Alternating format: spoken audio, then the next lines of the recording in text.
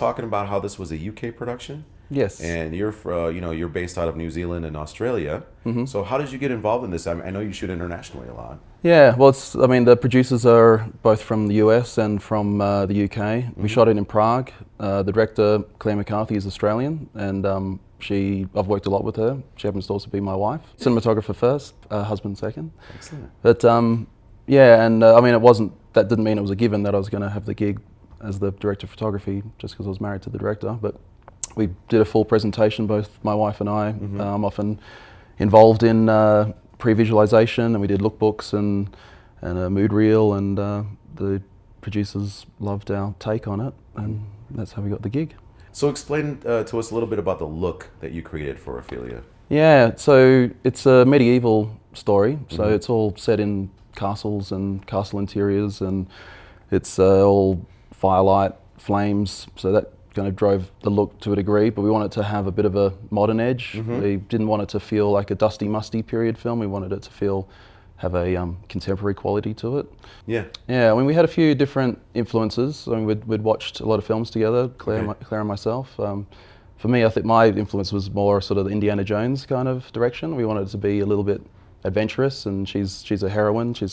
I saw her as sort of a little bit of a female Indiana Jones. Okay. Claire saw it. We watched films like Justin Kurzel's Macbeth and other more recent and films. I really like that. Yeah, Macbeth that is stunning. One of the best. Though we never wanted to be compared to that. I mean, we created quite a different look. Right. But what they did on that film was incredible, and we're also Shakespeare, so we wanted to have something at that level of production quality and look. It was really interesting that you said that you wanted influence from Indiana Jones. Because, I mean, if you think about the Ophelia character, you're right, it's quite adventurous and unexpected. I mean, the way that, in the Shakespearean sense, the way she's written, it's a standout character. Yes. So, what did you think of, like, when you're using anamorphic, like, what does it do to the skin tones or the look of it? Like, is it high key? Is it contrasty? What were you going for? I was going for very soft light and keeping it quite moody, quite dark. So it was big soft sources throughout it. We shot in some castle interiors in the Czech Republic, and so some of those are quite a challenge to work in. So you're often dictated by what you can actually achieve there. Right. A lot of them are built quite high. They're hard to get lamps through windows, but where we could do that, we did. And then we built one of our main set pieces on a stage in Prague and Barrandov Studios. So I had a lot more control then, and I was very soft light, but keeping it very moody. Yeah. Very cool. And then I noticed that in a lot of your work also, because you're using anamorphic or that wider scale, you're keeping like the talent 2 or 3 at a time in the frame and holding it, even on a lot of your shots for music videos as well and things like that. You really like seeing how the characters are interacting. Is that purposely done? Yeah, I think so. I mean, I feel like as an audience member, that allows you to look throughout the scene and throughout the frame. As a cinematographer, you can still guide their eye, and the editor does that too. But to be able to get a sense of the environment, what the other characters are doing and how they're interacting, I find that really interesting. And rather than having to cut from close-up to close-up, mid-shot, two-shot, then let it play out a bit and let the actors move within the frame. And do you work with your directors for the camera movement and blocking? Like in this case, did you work with Claire, specifically on certain shots? Yeah, very much so. Yeah, and I really enjoy that part of the process. I've often doing storyboards myself just to communicate my ideas, just as here's some ideas. I'd often take a lot of stills when we're doing our location scouts, and then that becomes the basis for some of our shots. On this particular film, we used the Artemis Prime app, where we put the anamorphic lenses onto the iPad. And, I know, yeah. Which is a great system, and it meant we were able to be very specific and particular with our framing and our shots, and I was able to just airdrop that to the camera department, and so they could see exactly what we were shooting and what lenses, and it made communication very quick, and it meant we were able to shoot very, very fast too. And so you're not waiting for the camera and setup or anything like that to put a lens on it, you're just walking around with your electronic director's finder. Yeah. Well, what we did for a lot of it, we just put a zoom, anamorphic zoom on it, so that we could just see all the different sizes, and then we'd have the prime lens be put on the camera and slotted right into the place where we ended up choosing it. I mean, I find that like the difference of from here to there can be so much. So by having a viewfinder, which is your actual lens and your actual frame, you can find that precise frame. The grip will measure the height mark it on the ground, camera comes in and you're ready to shoot. How is it working in Australia and New Zealand versus, like, let's say Europe? Because it looks like this was a European production, Ophelia, so it might have been a different type of crew. Yeah, it is. I mean, we had pretty much an all Czech crew. There was a few heads of department that were from other parts of the world, but Okay. you know, the Czech crews have worked with people from every nation. I mean, it's a very, you know, there's been a lot of major US pictures all shot there, and Yes. TV series and British shows. So they're pretty adaptable. They're happy to work in any kind of system. And I think now that there is so much moving around internationally with crews, I think that there's sort of getting to be a little bit more of a, you know, just a regular way of working that that crews are used to. They're adaptable. Yeah, I mean, it's a little different to the US system, what they had in the Czech Republic, but very similar to what I'm used to in Australia and New Zealand. So if you're similar to Europe, then do you operate as well? Yes. Yeah. Yeah, on Ophelia I operated B camera. We had a Okay. fantastic A camera operator, and he did Steadicam. Yeah. We did a lot of shots on remote heads, and so he was operating those, and I'd be on B camera, which can be a little bit frustrating because sometimes the B camera shot is doing a little mid shot that you're trying to catch a little moment of, whereas A camera is getting this big elaborate Steadicam shot. So Yeah. sometimes I'm torn between the two. The lighting as well is like, to be operating the camera, that there is some benefit in that, and just to be in that circle with the cast too. Yeah. That as a director of photography, there's a lot of benefit to that. Yeah. Yeah.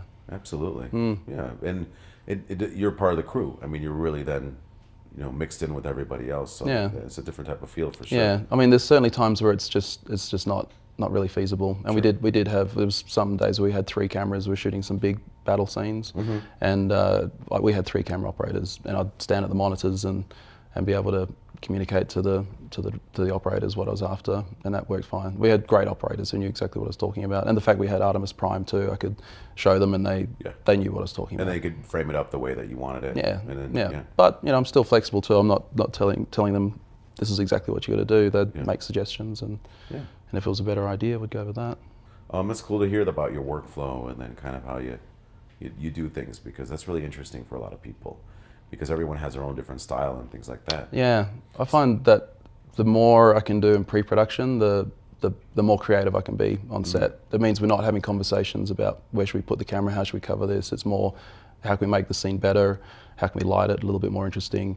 And we've already done a lot of those conversations, so the director can focus more on the cast, and I can work with my departments. Yeah. So what about creating the look? Like, let's say for Ophelia as an example, did you create a look ahead of time? Did you choose films that you liked and said, this is the kind of colors we're going to go for? Yeah. This kind of look, this will match with the production design. How did you do that? Yeah, to a degree, and the production designer brought a lot to the table in terms of the colour palette and textures and ideas.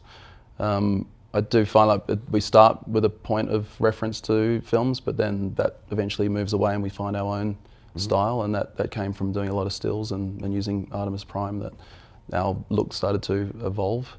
You develop a theme, I guess. Like, it might be choosing your favourite lens for what every mid-shot's going to be. You might vary it for psychological reasons within a scene. You want it to be a bit different, but you start to develop themes through the cinematography as to, and that becomes part of your look and visual style. Yeah. Now, did you go in the color timing sessions? Were you part of the post there? Absolutely. Yeah, we did those. Did that in London, and we brought in a freelance colorist, Max Horton, who's brilliant. He's worked on Academy Award-winning films and some of the films that we really loved. Yeah. And he had he brought a great aesthetic to it, actually, too. Like, we didn't want to reinvent the look, but I think the role of a colorist is really determined by their taste, and his taste and my taste were very similar. And you have a really good eye. You're catching the moments. Like, I'm watching your reel, and I'm seeing scenes from a movie. And I know that it's a movie, because you can tell by just the scope of it and the look of it. And I could tell what the characters are doing. And there's a thriller that I saw where they're getting out of a car, and it's a really low key, beautiful lighting with a blue hazy look. And I'm like, oh, there's an investigation going on, like, right away. Yeah, sure. How do you plan for that? Like, when you're working on a film, are you using the camera as a character? What are you trying to get out of it? How do you plan for it? Yeah, I think so. Yeah, that's something I started doing early on it was from watching actors break down a script and seeing how they saw their character arc. Yeah. And actually it was Emily Watson who I got to see doing some of her work on that same film you're mentioning, Yeah. where she, I mean, that's the biggest challenge for an actor is you're shooting out of sequence. Where were you in the scene that you haven't even shot yet, or you're shooting in a few weeks' time and now you're doing the scene that follows it. Right. So working out that arc of a character is important for an actor, but I think it's quite interesting for a cinematographer to approach a script in the same way.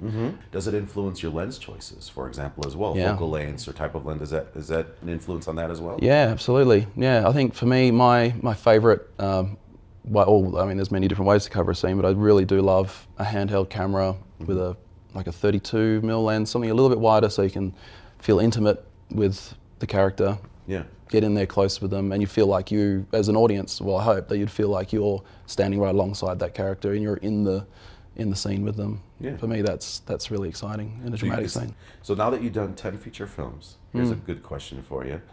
If you were able to choose any kind of film that you did next as a cinematographer, what would your dream film be? Like what kind of project? Yeah, sure. Yeah, I don't know. I'm pretty lucky that I'm starting to get to move through some different genres, and I'm quite enjoying that. Yeah. In fact, my next film I'm doing is a Western, and okay. I'm really looking forward to that. There'll be a lot of big landscapes but then also some very intimate and dramatic scenes. Yeah. So I'm actually looking forward to spending a bit of time doing that. But for me, like when I grew up as a kid going into the cinema, for me the highlight was just that feeling of being transported to another world, and that when the lights go down, you're in that world and you go with those characters, and if it's a great adventure, then you come out feeling so good and you feel like you're a different person to who you were when you walked into the cinema, and I want to do films like that. You want to do film? Yeah. To have that basically, the suspension of disbelief is a real thing and it really happens. That's what you want. Yeah, and that as soon as the first shot comes up, you're engaged and you're gripped. Yeah. And it goes back to what you said about Ophelia and Indiana Jones, right? Because I think Indiana Jones did that. I think that was the benchmark for me as a kid for a great adventure film. Yeah, of all of the Indiana Jones films, that is. Well, best of luck with Ophelia at Sundance Thank you. and beyond. Best of luck with your career. Thank you We're very really much. looking forward to seeing more from you. Thank you very much for being here. We really appreciate it. Thank you.